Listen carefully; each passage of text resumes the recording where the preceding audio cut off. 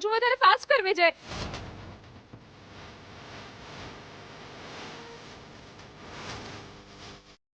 કમ on વિજય, હજુ fast punch માર. Come on Vijay, come on.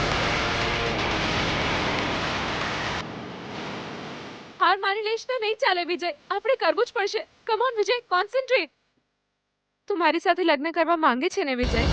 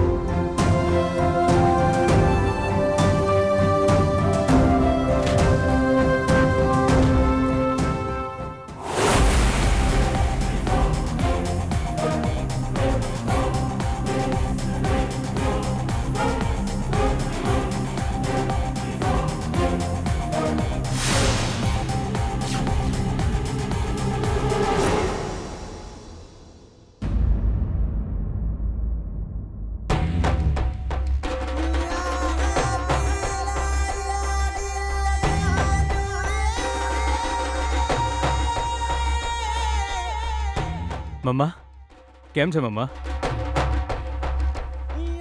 તારી બહુ ચિંતા થાય છે. તારા વિશે જ વિચાર્યા કરું છું, તારા માટે પ્રાર્થના કરું છું. તું ભલે ઘરમાં હાજર નથી, પણ ઘરમાં તારી યાદ તો આવે જ ને બેટા. મને ખબર છે મમ્મા. અચ્છા, એમ કે તારી પ્રેક્ટિસ કેવી ચાલી રહી છે? જો તું ખરાબ ના લગાડે તો તને એક વાત પૂછું. જો તારાથી આ ફાઇટ ન થઈ શકે એમ હોય અને માત્ર ગીતાના કહેવાથી જ તું આ ફાઇનલ મેચ લડવા માટે તૈયાર થયો હોય તો તું મને કહી દેજે. હું અત્યારે જ આ મેચને કેન્સલ કરાવી દઈશ. એવું કંઈ નથી મમ્મા. મેં તો તને અહીંયા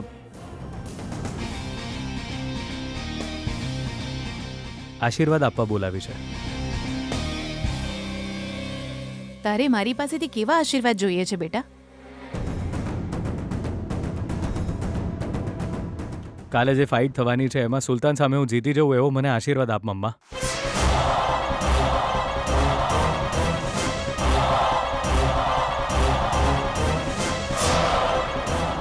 પહેલા જેણે મને ફાઇટ કરવાની ના પાડી હતી ને, હવે એ મને ફાઇટ માટે પ્રોત્સાહન આપી રહી છે. જે મને મેચ જીતીને આ ચેલેન્જ જીતવા માટે કહી રહી છે, એ ગીતા તારી વહુ બનીને આપણા ઘરે જલ્દી આવી જાય એવા મને આશીર્વાદ આપ મમ્મા.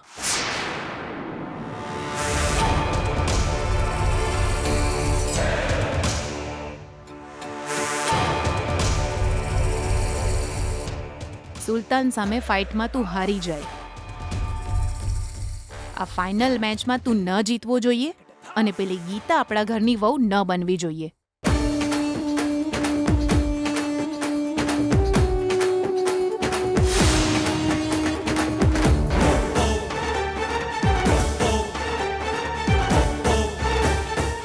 Thank you mamma, thank you so much.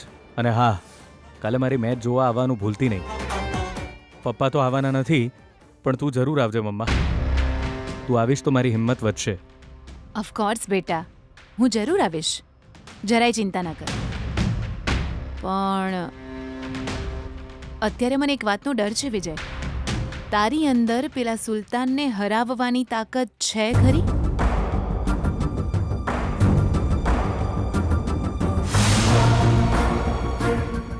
આવી રીતે કેમ હસી રહ્યો છે?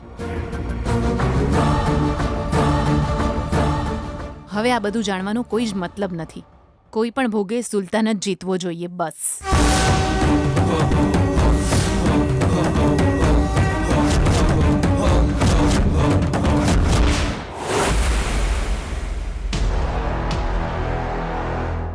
સુલતાનભાઈ, વર્કઆઉટ કરતી વખતે મને ડિસ્ટર્બ ના કરીશ, મેં તને કહ્યું હતું ને.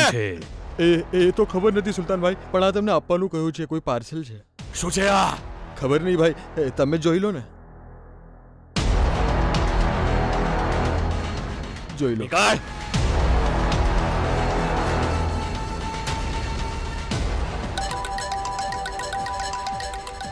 સ્પીકર ઓન કર. સુલતાનભાઈ બોલી રહ્યો છું, બોલ. સુલતાનભાઈ બેગમાં આટલી બધી નોટો કુણમ એકલી હશે એવું વિચારીને મોથું તો નહીં ખંજવાળતા ને મિસ્ટર સુલતાન?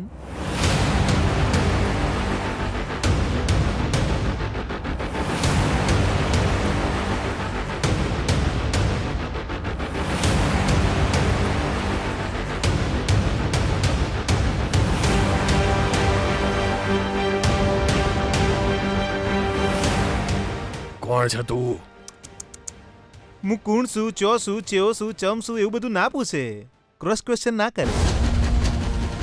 હારું, મેં ડાયરેક્ટ મુદ્દાની વાત પર આવું છું. કાલે બોક્સિંગની ફાઇનલ મેચમાં તું જીતી જાય તો 1 લાખ રૂપિયા અને આવડો મોટો 3 લીટરનો કપ આલશે ને? શું કરે તું એમાં દૂધ ભરીને પીએ? જો મેં તારા માટે 30 લાખ રૂપિયા મોકલાયા છે, બદલામાં ખાલી એટલું જ કરવાનું છે, તારી હોમ જે હોય એ જીતવો ના જોઈએ.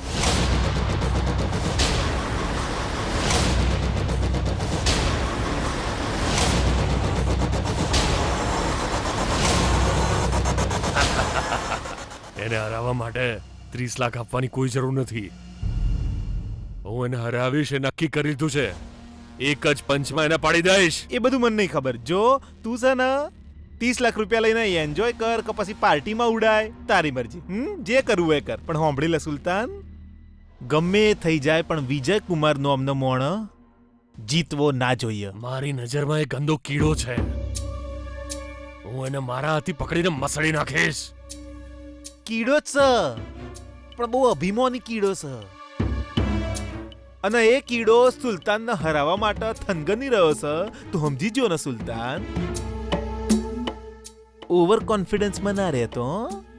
જો તું છે ને તંત્ર મંત્ર રણતંત્ર પ્રતિતંત્ર સ્વતંત્ર તાર જે કરવું એ કરજે, પણ મારા તો ગમે એ હિસાબે મારું રિઝલ્ટ જોઈએ. આ વિજયની પરાજય, આઈ મીન હાર. એની હાર નહીં થાય. હું તો એને મારી જ નાખીશ. કેમ કે મેં એટલો માર્યો તો પણ એ પોતાની પત્નીની વાત સાંભળીને મારી સાથે લડવાની હિંમત કરી રહ્યો છે. મારી સાથે જે લોકોએ ફાઇટ કરી છે બધા મારા કારણે અપંગ થઈ ગયા છે, કાં તો કોમામાં જતા રહ્યા છે. પણ આ વિજય તો સીધો સ્મશાન ઘાટ જ પહોંચશે.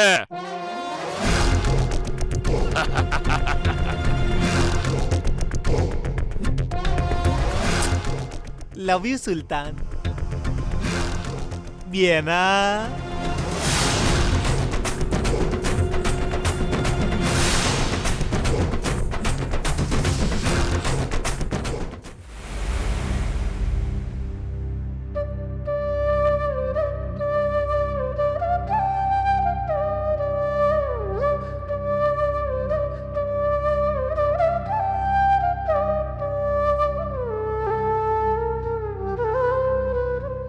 વિજય, ચૂપચાપ સૂઈ જવાને બદલે તું શું વિચારે છે? સવારે જલ્દી ઉઠવાનું છે, જલ્દી સૂઈ જા વિજય. જો વિજય, સારી ઊંઘ છે ને શરીરમાં સ્ફૂર્તિ લાવી દે છે. આપણે જેટલી મહેનત કરીએ એટલો આપણે આરામ પણ કરવો જોઈએ. કાલે તારી જીત થશે અને આપણા પ્રેમની પણ. હવે આરામથી સૂઈ જા વિજય. ના ગીતા, જ્યાં સુધી હું ફાઇટ ન જીતી જાઉં, જીતના 1 લાખ રૂપિયા ના લઈ લઉં અને એ પૈસા તારા પપ્પાના હાથમાં ના આપું, તને મારા ઘરે ન લઈ જાઉં, ત્યાં સુધી મને ઊંઘ નહીં આવે.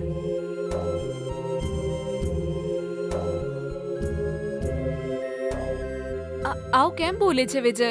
જો તું આજે સૂઈશ નહીં તો કાલે ફાઇટ કેવી રીતે કરીશ? એક વાત મનમાં ફર્યા કરે છે ગીતા. કઈ વાત?